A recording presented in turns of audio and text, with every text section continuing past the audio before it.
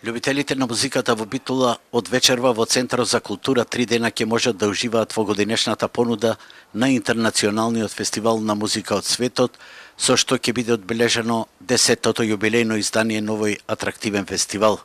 Фестивалот ќе го отвори групата Синтезис со предзнак на нивното 20-годишно музичко постоење. Утре настапува бендот Джез Квартет и завесата ќе биде спуштена во недела со целовечерен концерт на атрактивниот бенд од Куба, компанија Фламенко. Имаме бенд 15 составен 15 музичари, 15 член бенд кои што се дојдени од Куба и свират несекојдневен микс на кубанска и фламенко музика. Така да битолчани ќе можат да уживаат во и овај пат во оваа програма.